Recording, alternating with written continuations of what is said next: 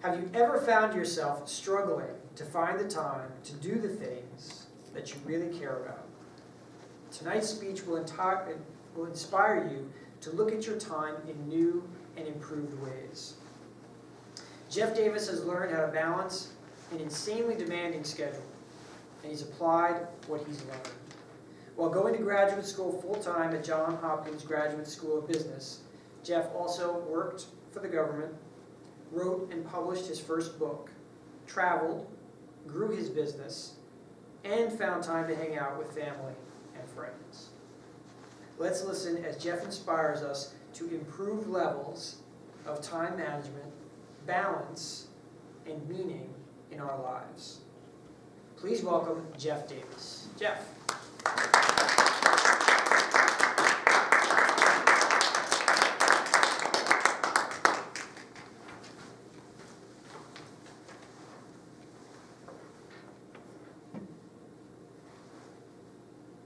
Right now is the most exciting time in all of human history to be alive.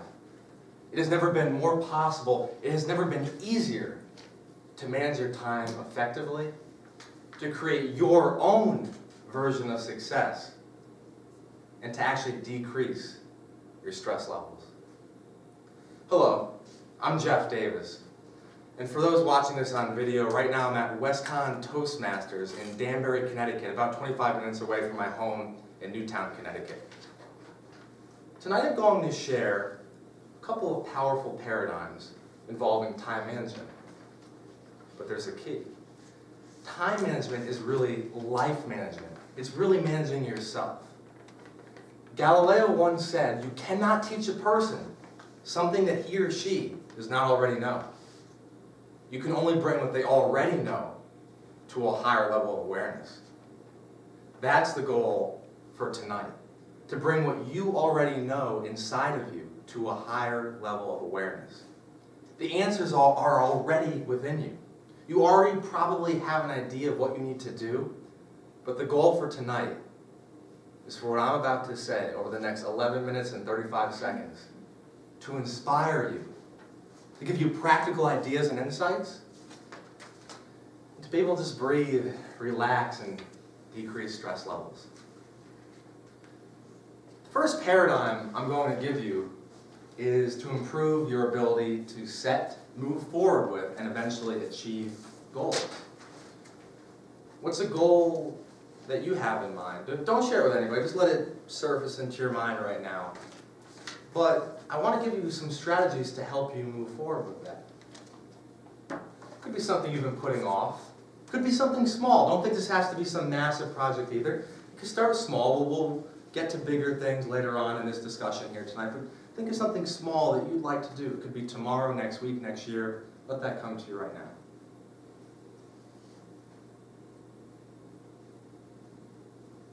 Now, as that came to you, you might have said to yourself, and I would probably do the same thing if I were sitting in front. Wait a second. I thought Jeff was going to teach us about time management tonight. What is he talking about goals all of a sudden? Yes.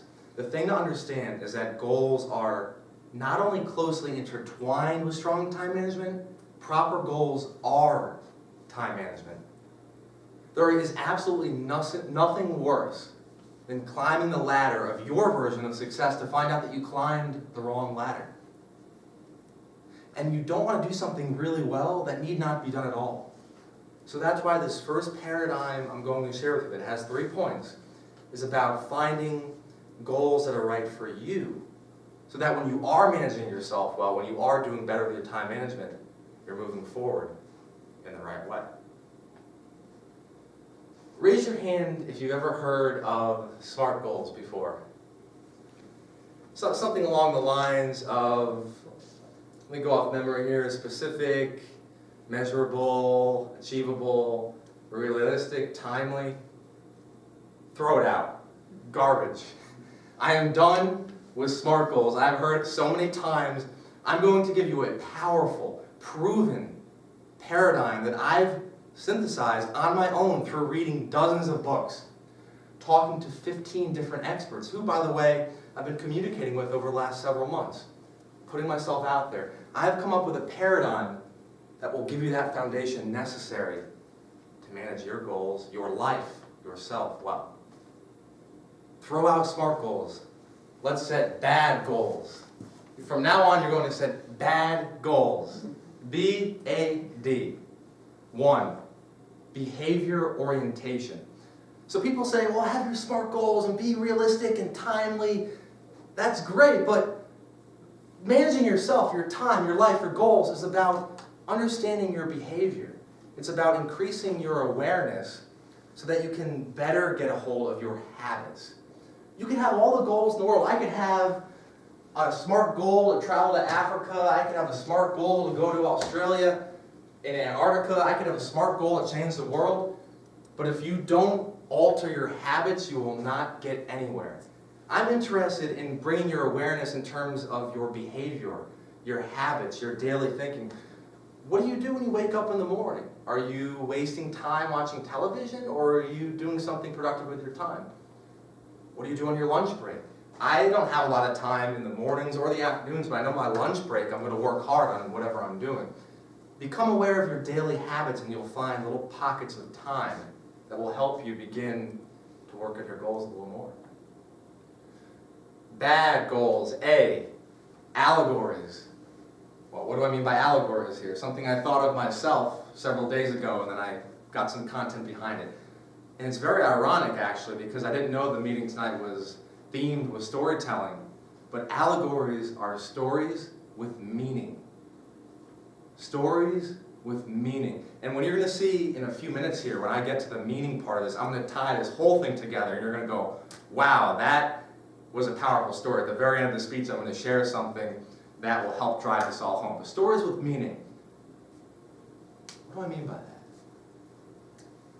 When you're setting goals, you're managing your time well. You need to remember to live life the way you want to live it. And to actually have fun creating your story. I say this in a very realistic and practical way. It's a cliche, but I'm going to bring this cliche back to life. Have you ever heard the saying, today is the first day of the rest of your life? We've all heard that. I want to actually bring that back to life, because every morning I think to myself, as some of my friends do, that today really is an opportunity to create your story. And when you create your story, when you're living allegories with meaning, when you're harmonizing your values and your habits, which I talked about in point 1, with your daily action steps in terms of creating your story, things will fall into place. Goals will come about more easily because you're creating your story. I'll give you the perfect example. 2 months ago, I was traveling to visit a friend actually in Vancouver, Canada. And I was a little bit stressed because I had this one goal to finish my second book, and I had this other goal to work on my business, which involves a whole slew of things. And then on top of that, I wanted to spend time with family, and I wanted to see this friend and that friend. I was so stressed out. And I said, wait a second, what did I live, learn, and apply when I was going to graduate school at Hopkins and I had a million things going on? Live your story. And it's so funny, Don mentioned the term serendipity earlier, so funny the serendipity behind it. All the flights were canceled, and it was a fluke, but I made this last minute flight that was transferring through Toronto, went to Vancouver, met up with my friend, and the whole weekend we created an amazing story that ended up helping me with my goals. That's what I mean. This isn't about me, this is about you, but I wanted to share that from my life to help drive the point home that this is not something I'm paying lip service to. When you create and live your own story each and every day, things will fall into place. Step 3 of the BAD goal setting formula that I've created myself through harmonizing different books and through what I've lived and learned. Dream driven. Stop with the SMART goals and start getting dream driven. Columbus sailing the very scary seas was not realistic. For that matter, it wasn't even really timely. But he completely revolutionized the Western world. Another one that actually just came into my mind now, I did not even plan on sharing this, but it just came to me through being in the moment. Martin Luther King Jr. Was his idea to combine white and black into one unified society realistic? Do you know how many people told Martin Luther King Jr., that's impossible? You can't do that. You'll never be able to end segregation. You'll never be able to convince the white supremacists that we all deserve to be equal. But he was dream-driven. He wasn't worried about smart goals. He was dream-driven. He connected with his inner greatness. It's not about what someone else wants for you when you manage your life, your time, your goals. It's what you want for yourself. That's actually the perfect transition into the second paradigm that I'm going to share with you tonight in terms of giving you practical strategies within this time management formula. Okay, great. You've got a goal that can be your mind. Could be small. Don't worry, it doesn't have to be something as big as Martin Luther King Jr.'s goal. I just wanted to share that as an example. But let it be for you. Do what works for you here. As I said, you have a goal that came to mind. You want to move forward now. But you also want to enjoy life. How do you do that? We're all working on this. Even the masters and the experts in the world are working on improving that. I'm very tempted to share like 27 different tips that I've learned, and I have so much I want to share right now. But I know that to have what I'm going to say stick with you, I have to keep it simple and then back those up with stories. I'm just going to share with you in the second paradigm of actually applying time management strategies 3 practical tips, insights, ideas, strategies that I've lived. I have blood under my fingernails, figuratively speaking. I've made the mistakes, learned from my mistakes, and better manage your own time. Quick tip number 1, learning to say no to people. Now, I used to be horrible at this. I used to very much struggle with saying no to different people. But I thought about this, and I've reflected on it, I've read about it, and I've applied what I learned. When you're saying yes to something that you don't really want to do, you're actually doing not only yourself, but the other person involved a disservice. My tendency is to overcommit myself. It's great that I thrive with a million things going on at once, but I've learned that if I spread myself too thin, I'll never be able to achieve my goals. Now let me be very, very clear. I'm not talking about the responsibilities you have with your family and all of your important obligations. That is not what I'm talking about. What I am referring to is those little pernicious guilt trips that some of our associates, colleagues, maybe even friends and family play on us for not conforming to their expectations. As you'll see in the story I'm about to share in a couple minutes in the final portion of the speech, yes, family is crucial and friends are number 1, but make sure that comes from within you and not somebody else. This is actually the perfect transition into my second point of the second paradigm, which is, as I said, not only learning to say no, but learning to please yourself first. Well, what do I mean by that? Ladies and gentlemen, remember this. You cannot help another person if you have not first helped yourself. So a lot of people, when I've shared this before in front of different audiences, for example, a graduate school was recently speaking at New Haven, I got a very interesting discussion and dialogue at the very end. I was there invited by one of my good friends, and there was about 35 people there. And they said, they said, I like your speech, Jeff. And they said, you know, you're good passion, good energy. They said, that's all fine, but you're talking about pleasing myself, but my entire life, I've always put other people ahead of me. And I said, Madam, that's an excellent point. I hear what you're saying. I felt the same way before myself. But I'm not saying to in any way take away from the value you're offering other people. What I am saying is that when you recharge, when you become reflective, when you put your inner reality above your external reality, you'll better be able to help other people. And I explained that I'm not saying to disregard any of the service you've done or any of the advice you give other people. Just make sure you connect within before doing that, and then what you do will be that much powerful. Step 3 of this second paradigm, it's my favorite. All these points were great, by the way, but this is good stuff right here. Step 3, meaning. I mentioned it earlier, very briefly, and I'm bringing it all home now. I'm tying it all together as we wrap this discussion up here. Meaning. Well, you've got a couple dimensions of time management. I'm going to lead us into a very cutting-edge insight of time management emerging in the world right now, which I've read and discussed about with others. So you've got two classic dimensions of time management, which is, let's put urgency on the x-axis and we'll put importance on the y-axis. Meaning is the third dimension of time management. Meaning. What gives your life meaning? What do I mean by that? It's not about finishing all 20 to-do things on your to-do list. It's not about necessarily getting everything you want done. It's about finding the meaning that you want. About 5.5 months ago, I came home from Malaysia. I was traveling, and I was in Kuala Lumpur, Malaysia, for about a week. When I got home, and I already knew this before going there, but it got a lot worse by the time I got back, my aunt, who's my dad's sister, 50 years old, her cancer came at her even worse than before. That week I was in Malaysia apparently was an extremely tough week for the family. I went to see her, and my dad told me this will very most likely be the last time you ever see your aunt, 50 years old. Now, it's hard to find someone in your life who believes in you.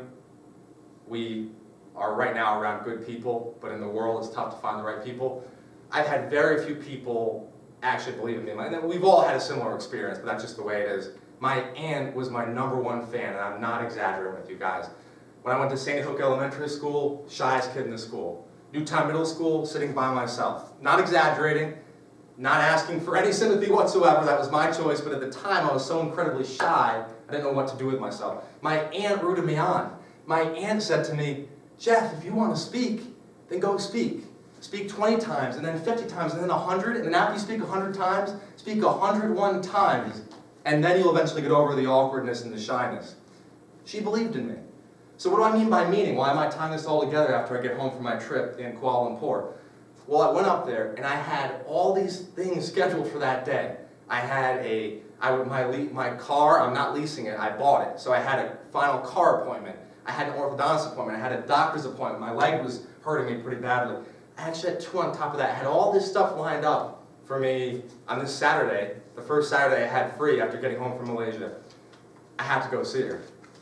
I had to go see my aunt who had days left. I said to myself, I'm just going to go see her. And that's what I mean about finding meaning. It's not about getting all the to-dos done with, because I threw away all of those appointments. And you know what? Who cares if a doctor gets mad at me? That's laughable. That's what I mean about the perspective that you find within the meaning. If a doctor got mad at me because I missed an appointment, yes, I get that. I scheduled it 4 or 5 months in advance. But my aunt is so important to me that if my house was burning down, and this is not an exaggeration, I mean literally, if my house was burning down, I would have said, fine, I'll build myself another house. Completely shifted the way I thought about time management. The last 5 or 6 months of my life has been so transformational. And it's funny how life is infinite, because I'm going to Malaysia thinking, wow, I've come so far. I knew nothing. When I got back from Malaysia, that's when life hit. Why am I mentioning this? Well, in that last moment I had with my aunt, I was able to talk with her, and she said, get your values now. Get your values right now. Manage yourself right now.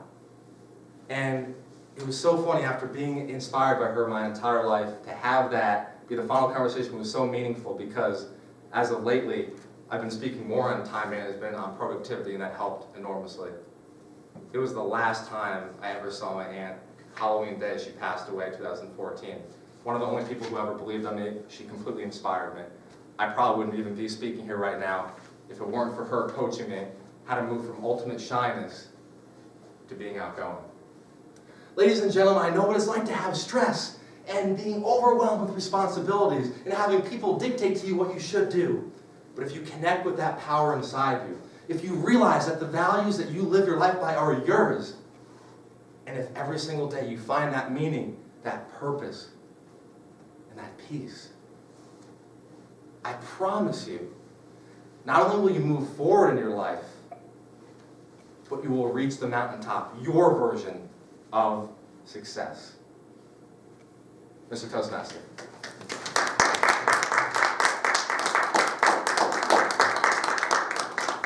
Great job, Jeff. Thank you very much.